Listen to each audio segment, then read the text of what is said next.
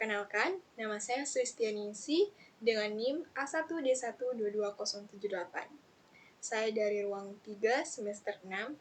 Di sini saya akan menyelesaikan tugas mata kuliah pengembangan pembelajaran IPS di sekolah dasar dengan dosen pengampu mata kuliah ini yaitu Bapak Muhammad Soleh SPD MPD. Nah, sebelumnya saya akan menyampaikan mengenai CP, TP, IPK, strategi, dan langkah pembelajaran. CP atau capaian pembelajaran adalah kompetensi inti yang harus dikuasai peserta didik dalam satu fase pembelajaran. CP ini biasanya dirumuskan berdasarkan dokumen resmi BSKP.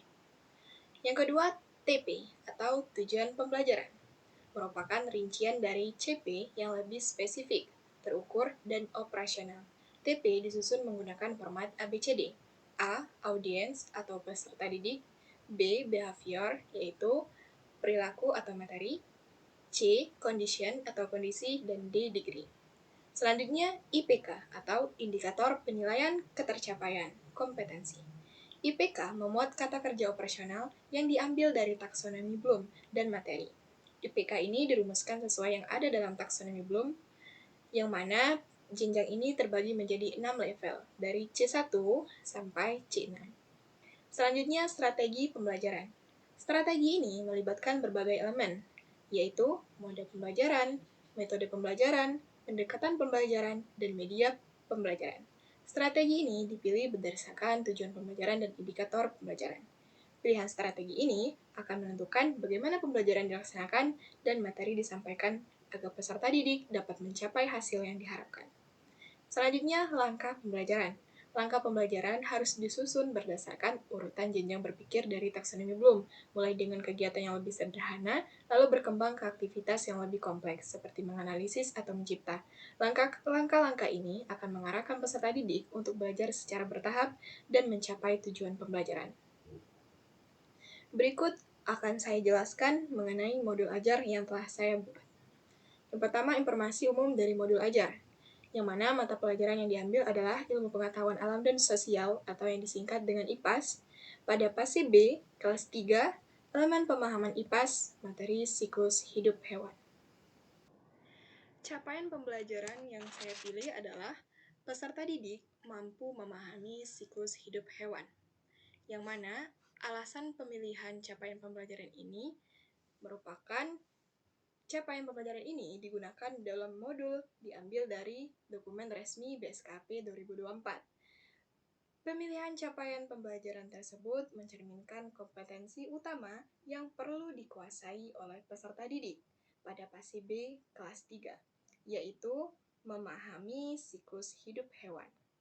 Capaian pembelajaran ini dipenggal secara spesifik agar lebih fokus pada materi yang dibahas, sehingga pembelajaran menjadi lebih terarah dan sesuai dengan perkembangan peserta didik.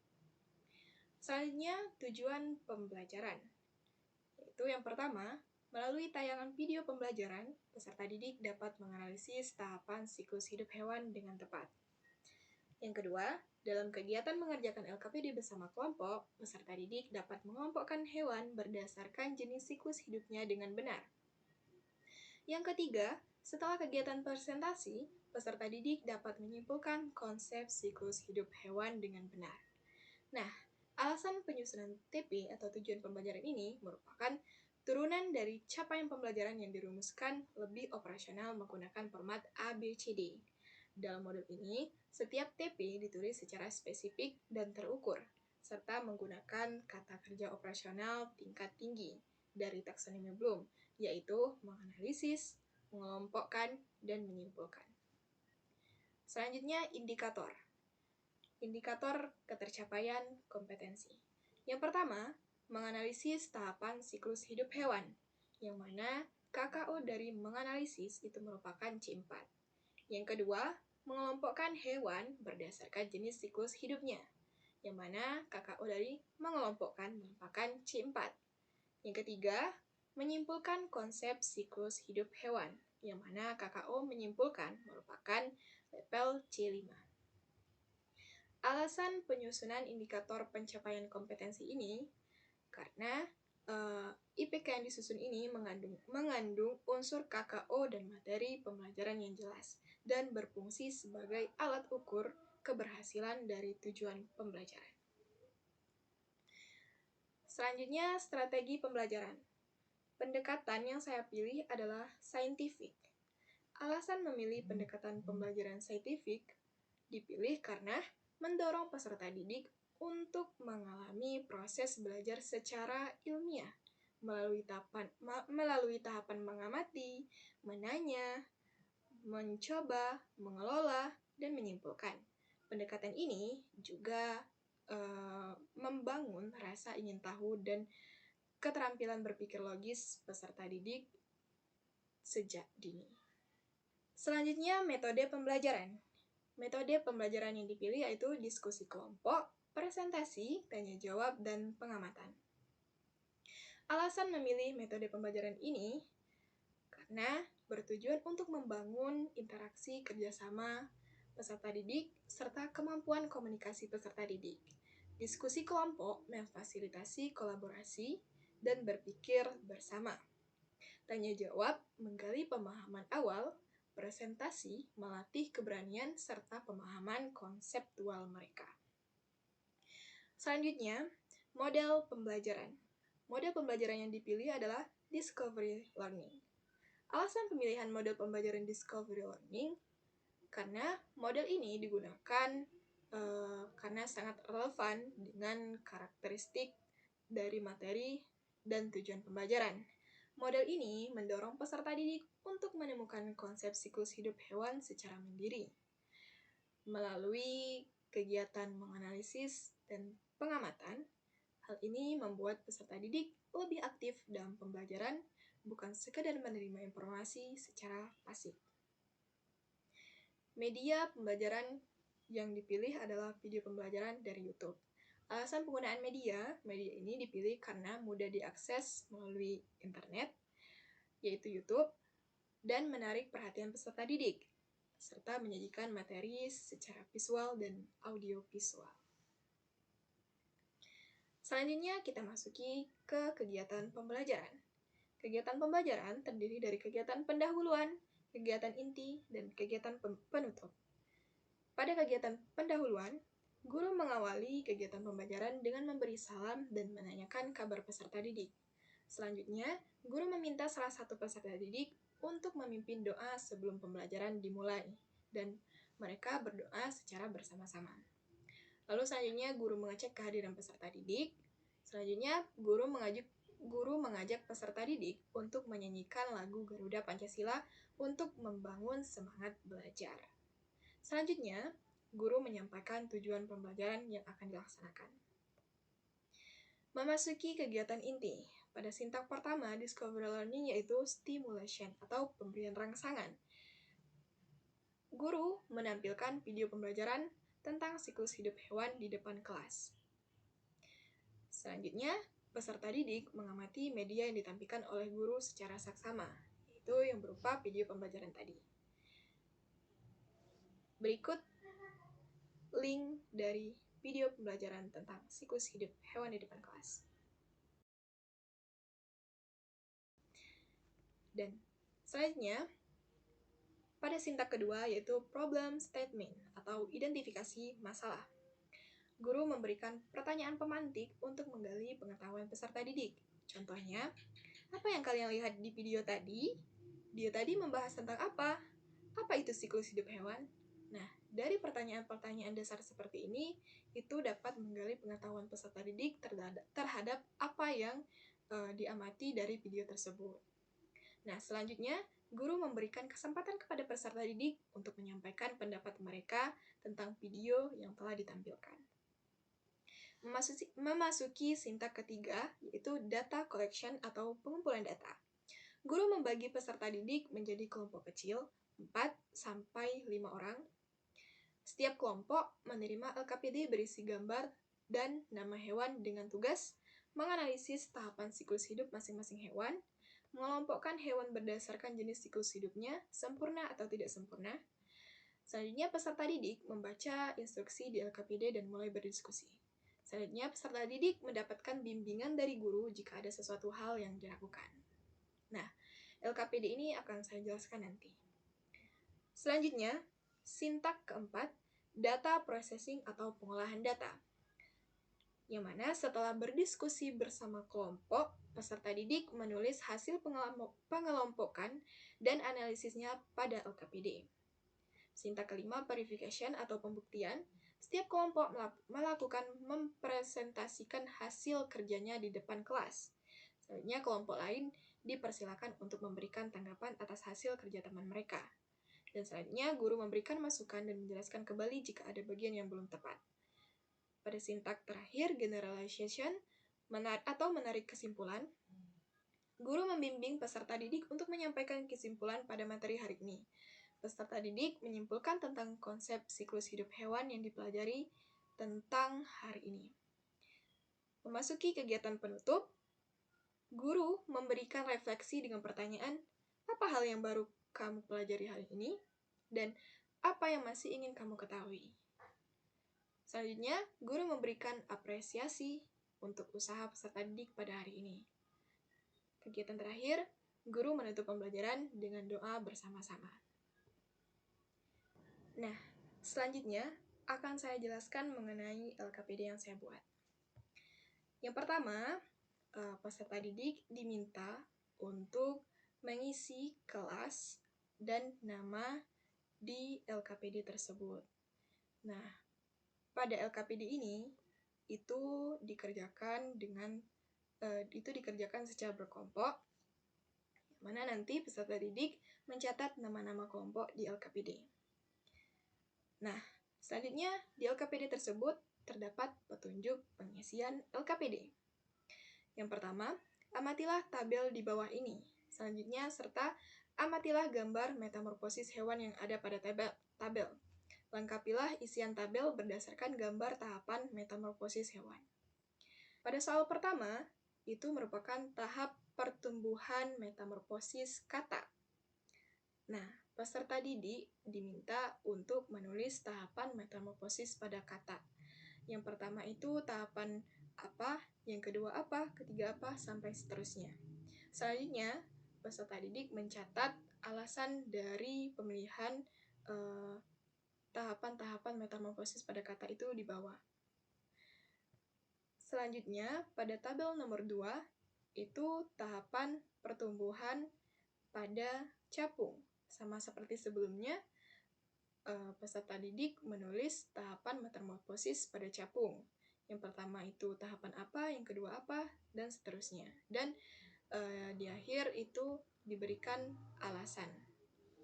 Dan soal ketiga itu tahap pertumbuhan pada kupu-kupu. Sama seperti sebelumnya, peserta didik mencatat apa itu tahapan yang pertama itu apa, yang kedua apa, dan seterusnya, dan diberikan alasannya. Nah, selanjutnya ada LKPD yang kedua, yang mana ini tentang metamorfosis juga, namun peserta didik diminta untuk mengamati gambar metamorfosis, selanjutnya mengelompokkan termasuk metamorfosis sempurna atau tidak sempurna.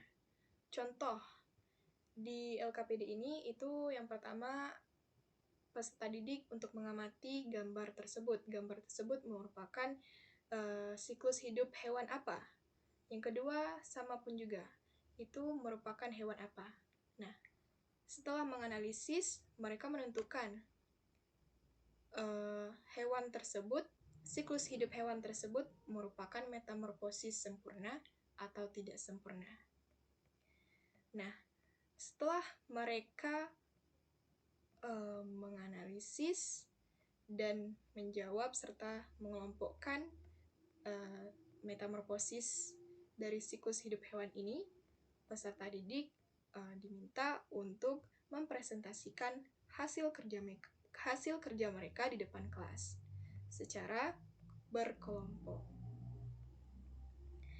Nah, selanjutnya akan saya jelaskan mengenai asesmen penilaian. Jenis asesmen penilaian ini yaitu yang pertama asesmen diagnostik, yang mana tekniknya yaitu tanya jawab. Instrumennya daftar pertanyaan.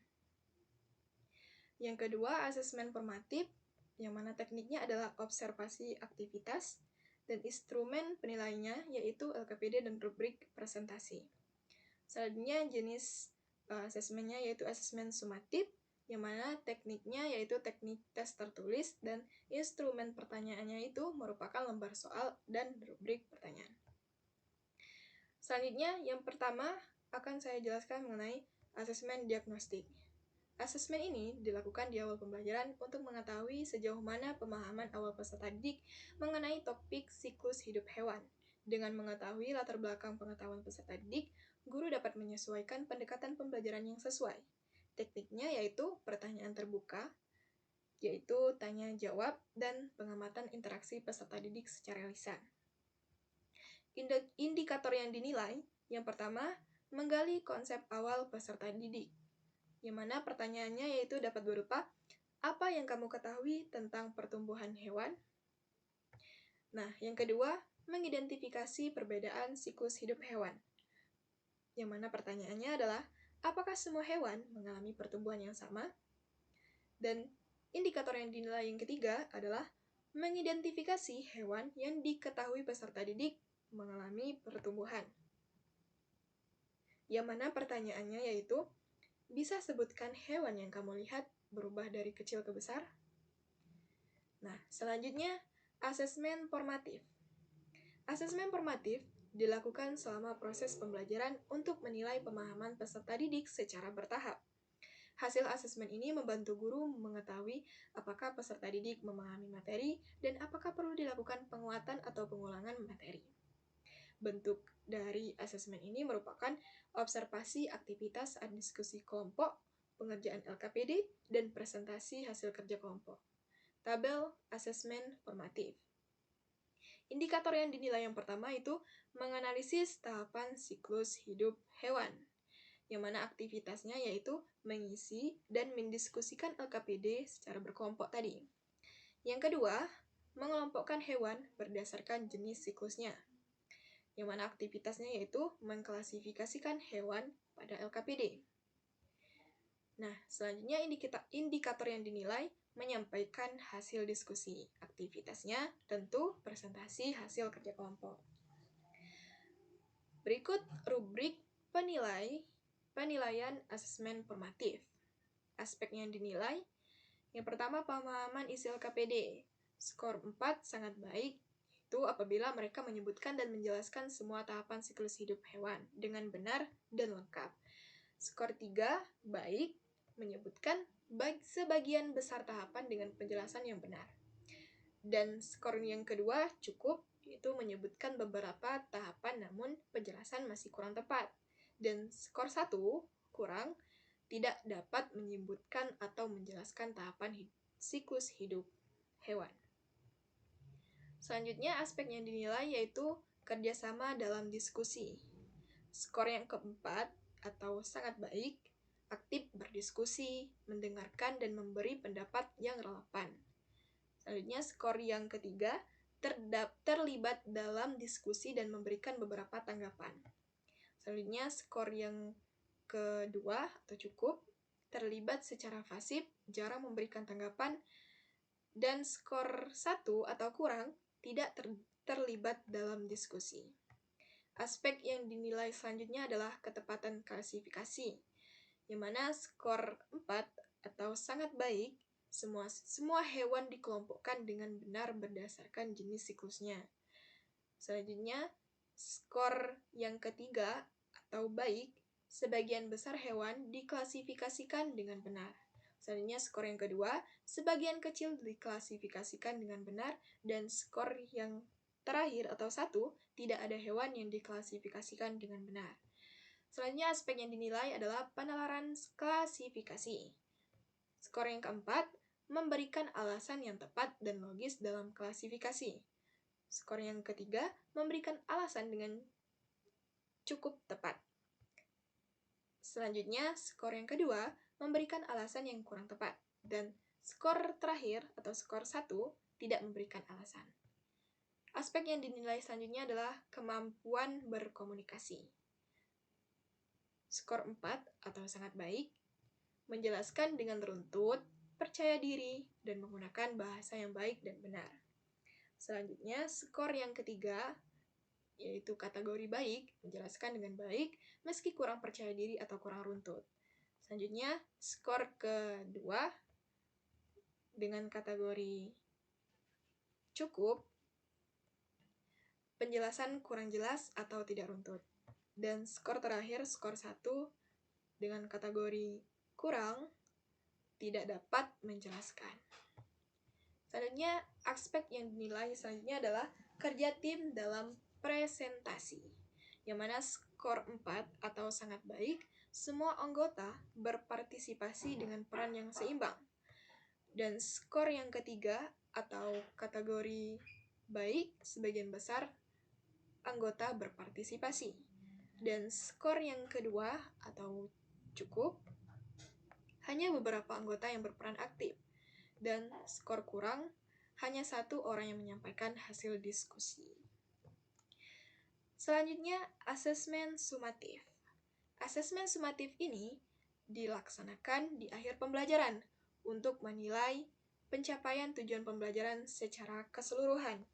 Asesmen ini bersifat evaluatif dan memberikan gambaran tentang keberhasilan peserta didik dalam memahami konsep utama.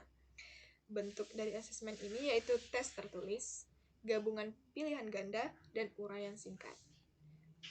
Yang mana contohnya adalah misal pilihan ganda. Yang pertama, hewan yang mengalami metamorfosis sempurna adalah A. Kupu-kupu, B. Belalang, C. Kecoa, D. Ayam. Yang kedua, berikut ini adalah urutan siklus hidup kupu-kupu yang benar. A. Telur, pupa, larva, dewasa. B. Larva, telur, dewasa, pupa.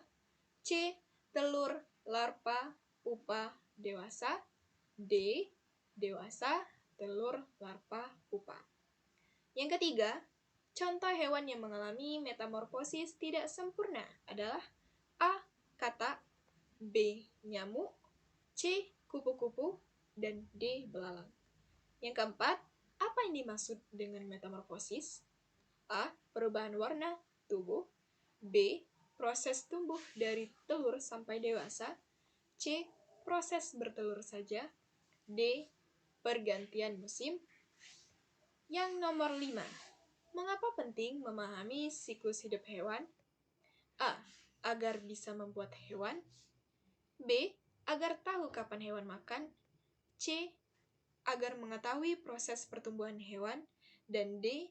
Agar bisa memelihara semua hewan. Soal isian singkat. 1. Jelaskan perbedaan antara metamorfosis sempurna dan tidak sempurna. Yang kedua, sebutkan satu contoh hewan yang mengalami siklus hidup tanpa melalui fase pupa. Yang ketiga, mengapa anak-anak perlu belajar tentang siklus hidup hewan di sekolah? Nah, berikut instrumen penilaian asesmen sumatif, yang mana dari penilaian pilihan ganda. Kriterianya yaitu jawaban tepat mendapatkan skor 1. Deskripsinya jawaban benar sesuai dengan konsep yang diajarkan. Kriteria yang kedua yaitu jawaban salah dan mendapatkan skor 0. Deskripsi yaitu jawaban salah tidak sesuai dengan konsep yang diajarkan. Selanjutnya penilaian isian singkat.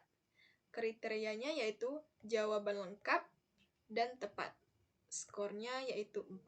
Deskripsi dari penjelasannya yaitu jawaban menunjukkan pemahaman yang mendalam dan sesuai dengan konsep yang diajarkan, menjawab secara rinci dan jelas.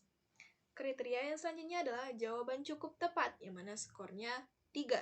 Deskripsi penjelasannya yaitu jawaban mencakup sebagian besar informasi yang diperlukan, tetapi kurang rinci atau agak tidak tepat.